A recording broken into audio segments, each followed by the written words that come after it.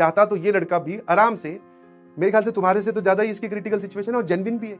मैं कहा तेरा मोरल डाउन नहीं हुआ? तेरे को मतलब जीरो से उठाकर भगवान ने पीछे खदेड़ दिया सबसे आगे, तेरा पेपर आने वाला था, तेरी फिजिकल फिटनेस सही थी। I hope this story will be motivational enough for all of you to get started, get back to your line, या फिर वापस शुरुआत करने के लिए आपके लिए इतनी बहुत होगी। 3, 2, 1। एक मोटिवेशनल स्टोरी मैं आपसे शेयर करना चाह रहा हूं, इसलिए मैं तुम्हें एक रियल इंसिडेंट्स बोलते ना, this story is inspired from real characters, और इनके जीवित जो लोग हैं उनसे संबंध है इसका। ऐसे नहीं बोल रहा हूं कि काल्पनिक है। एक बच्चे की मैं आपको कहानी सुनाता हूं, ध्यान सुनना।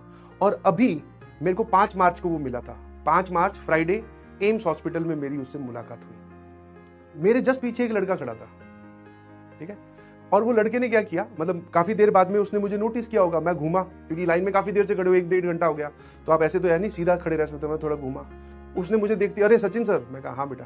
पहले तो पैर छुए, उसके हाथ में भी फाइल थी, आपको अपनी अपनी फाइल लेके खड़ी रहने पड़ते हैं कि आपकी प्रिस्क्रिप्शन क्या है वो आपको दिखाना होता है सारा, क्या आपका इलाज चल रहा है। तो फिर उससे बात हुई, पहले उसने पूछा सर आप कैसे, फिर मैंने बताया कि वाइफ की थोड़ी तबीयत ठीक नहीं थी, अब रिकवर हो रही है। बोले अच्छा, रेगुलर चेकअप के लिए आए। फिर उससे पूछा, मैं कहा तू यहाँ कैसे, कि बोले कि सर मैं भी रेगुलर चेकअप के लिए आया हूँ।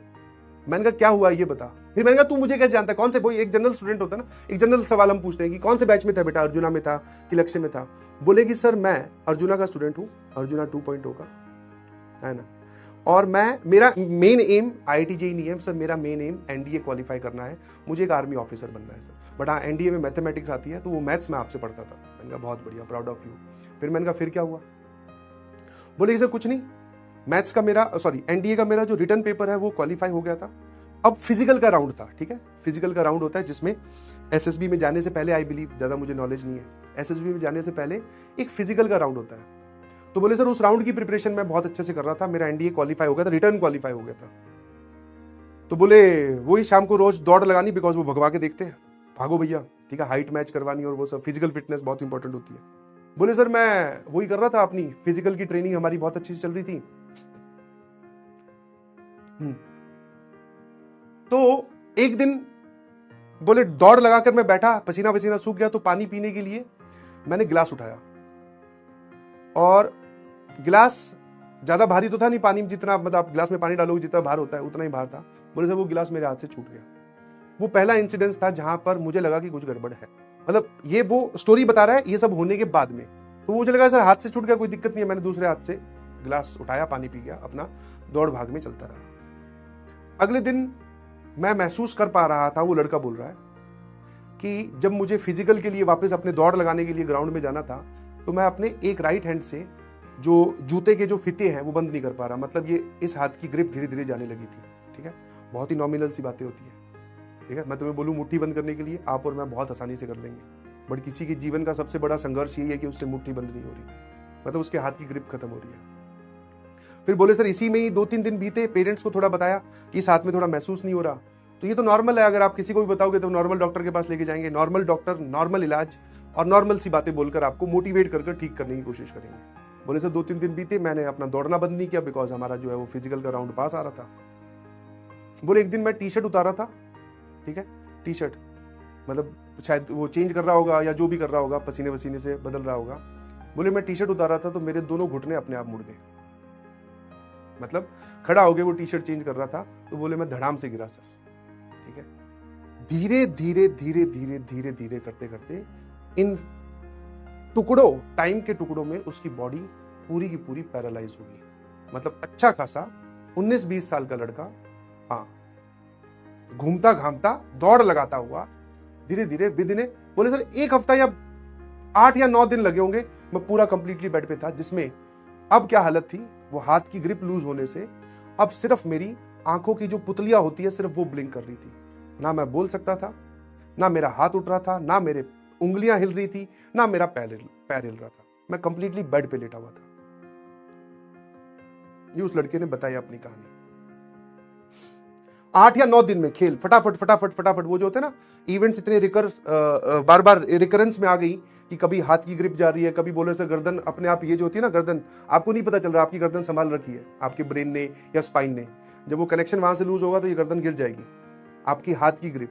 बोले सर 8 या 9 दिन में पूरा बेड पे था, और आसपास घर वाले जो बोल रहे थे वो मुझे सुनाई दे सकते थे, बट मैं उनको बोल के रिप्लाई नहीं कर सकता।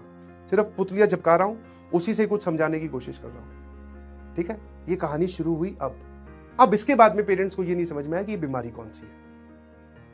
तो वो बोले सर पहले तो उस गांव में जितने डॉक्टर थे, फिर पास में नजदीक में जो शहर पड़ता है उसमें जितने डॉक्टर्स थे, सुनते जाना आराम आराम से, और फिर पूरे उसके जिले में या पूरे स्टेट में जितने डॉक्टर्स थे सबको दिखाया। और इस पूरे प्रोसेस में 7, 8, 9 महीने लगे, या 4, 5, 6 महीने लगे। 6 महीने जाकर किसी ने बताया कि भैया एम्स में इलाज होगा इस बीमारी का, आप एम्स में जाइए। एम्स में जाते ही आपको अपॉइंटमेंट इतनी आसानी से नहीं मिलता आपको। ठीक है, अपॉइंटमेंट आप अभी जाकर, खुदा ना खास्ता भगवान करे आपको कभी अपॉइंटमेंट लेने की जरूरत ही ना पड़े। ठीक है, बट अगर कभी लेना पड़ा तो ऐसा नहीं होता कि सर कल मुझे उस डॉक्टर को दिखाना तो कल का मिल जाए। जाके उस लाइन में खड़े हो गए ना तो डॉक्टर का अपॉइंटमेंट मिलेगा 4 महीने बाद, 3 महीने बाद। तो वो बोल रहा था लकीली मुझे 1.5 महीने बाद में डॉक्टर का अपॉइंटमेंट मिल गया। डॉक्टर को आकर बीमारी दिखाई, डॉक्टर को बीमारी समझ में आई, उन्होंने इलाज चलाया। जो बीमारी थी उसका सर धीरे धीरे मेरी मूवमेंट वापस से आनी स्टार्ट हुई। मैं जो वो है चलने फिरने में मुझे वापस से दर्द होना स्टार्ट हुआ। अब मेरे लिए चलना, गिलास पकड़ना, ठीक है, ग्रिप बनाना, ये अब आम काम नहीं रहे थे मेरे लिए, ये बहुत मुश्किल वाले काम हो गए थे सर। मैंने कहा ये पूरा कितने प्रोसेस, कितने महीने का टेन्योर है, मतलब कि तेरे साथ ये बीमारी हुई, तूने ये झेला, फिर डॉक्टर को दिखाया, फिर तूने डॉक्टर ढूंढे, फिर तू एम्स में आया और फिर तेरा इलाज हुआ। बोले सर करीबन ये आप मान के चलो कि 8 से लेकर 9 महीना, मतलब करीबन आप 1 साल मान सकते हो। 1 साल तक तो मैं बीमारी में ही था। उसके बाद में सर दवाइयों की मदद से मैं रिकवर होना स्टार्ट हुआ। और सर मैं रिकवर हो के अब मेरी हालत ये है, फिर मैं पहले वही बोलता ना, बेड से पहले बैठने पे आए, बैठने से फिर चलने पर आए, चलने से फिर थोड़ा थोड़ा हिलने डुलने पर आए, हिलने डुलने पे जब वो लड़का मेरे पीछे खड़े होकर मुझे स्टोरी सुना रहा था तब वो एकदम फिट एंड फाइन था। मैं कहा अब तो तू यार बहुत सही लग रहा है। बोले सर वापस। मैंने कहा अब क्या है। और एक और मजे की बात, जो एटीट्यूड उससे मैंने उस दिन सीखा, ये पूरी कहानी बताते वक्त कहीं पर भी चेहरे पे कोई उदासीन नहीं था। मतलब कि अगर आप उसको नॉर्मली दिखा दो तुम्हें सामने लाके, तो तुम बता ही नहीं पाओगे ये किस चीज से गुजर के आया है। एकदम खुश होकर बता रहा था। या तो पता नहीं मुझसे मिलने की एक्साइटमेंट थी, या फिर शायद उसकी वो बॉडी लैंग्वेज ही थी, या फिर वो देख चुका था कि क्या क्या समस्याएं आती है और कैसे समस्याओं को हराया जाता है। एकदम खुश होकर बोले सर ये हुआ, ऐसे ऐसे किया। मैंने कहा अब क्या है। बोले सर अब मैं ठीक हूं। मैंने कहा फिर यहाँ क्यों आया हुआ है। बोले सर रेगुलर चेकअप के लिए। दिखाना पड़ता है ना कि बॉडी में कि मैं सही डायरेक्शन में रिकवर कर रहा हूँ कि नहीं, कहीं कुछ ज्यादा गड़बड़ तो नहीं हो जाए। मैंने कहा ठीक है। फिर मैं कहा तेरे वो एनडीए बनने वाला है, वो जो तुझे आर्मी ऑफिसर बनना है, एनडीए क्वालीफाई करना है, उसका सपना। बोले सर फिर भर दिया फॉर्म, फिर तैयार हूँ। मैं कहा आजकल क्या करता है। बोले सर फिर ग्राउंड में उतरा हुआ हूँ और फिर दौड़ लगा रहा हूँ। मैं कहा हाँ। मैंने तो बॉडी भी अच्छी बना रखी, अच्छी खासी बॉडी बना रखी थी। बोले हाँ सर पिछले 1 महीने से जम के बॉडी जिम कर रहा हूँ सर। मैं कहा तेरा मोरल डाउन नहीं हुआ, तेरे को मतलब 0 से उठाकर भगवान ने पीछे खदेड़ दिया सबसे आगे, तेरा पेपर आने वाला था, तेरी फिजिकल फिटनेस सही थी। बोले सर उसमें क्या है, शायद भगवान कुछ चेक करना चाह रहा होगा। बोले अब फिर आ गया हूं बराबर, इस बार फिर एनडीए दूंगा और फिर फोड़ दूंगा। और तुम किस बात से परेशान हो सर मेरा 11th बर्बाद हो गया, क्या मैं जेई क्वालिफाई कर सकता हूं कि नहीं। तो my request to all of you is कि अगर भगवान ने किसी वजह से तुम्हें पीछे खींच के खड़ा किया है या तुम्हारा कोई पार्ट बर्बाद हुआ है, तो दैट डजंट मीन कि आप हमेशा के लिए पीछे हो गए। ठीक है, फिर से उतरना है मैदान में, फिर आपको अपना 100% देना है और फिर सबके बराबर, इनफैक्ट सबके बराबर भी नहीं, सबसे आगे आके खड़े हो जाना है। ठीक है, तो ये सवाल पूछना बंद कर दीजिए। समझ में, ये सवाल पूछना बंद कर दीजिए, बिकॉज इससे पूछने से कुछ नहीं होगा, इस पे एक्ट करने से कुछ होगा। अब चाहता तो ये लड़का भी आराम से, मेरे ख्याल से तुम्हारे से तो ज्यादा ही इसकी क्रिटिकल सिचुएशन है और जेन्युइन भी है। ये तो बोल सकता था अपने पेरेंट्स को कि अब मैं क्या करूंगा, क्या मैं कर सकता हूं, मेरे तो भगवान ने ये बीमारी दे दी। नहीं, सब ओवर पास करते हुए now in a better situation he is, और बिना किसी ड्रामेबाजी के कि मेरे साथ तो ये हो रहा है, मेरे साथ तो वो हो रहा है, मैं तो ये हूं, मैं तो वो। अब कुछ नहीं है। जो करने वाले होते हैं ना वो दूसरों को गिनवाते नहीं कि मेरे साथ क्या चल रहा है। ठीक है, I hope this story will be motivational enough for all of you to get started, get back to your line, या फिर वापस शुरुआत करने के लिए आपके लिए इतनी बहुत होगी। ठीक है ना, bye bye, thank you so much. बहुत जल्द फिर मुलाकात होगी। टाइम टेबल, किस चीज का टाइम टेबल? टाइम टेबल कुछ नहीं है भाई।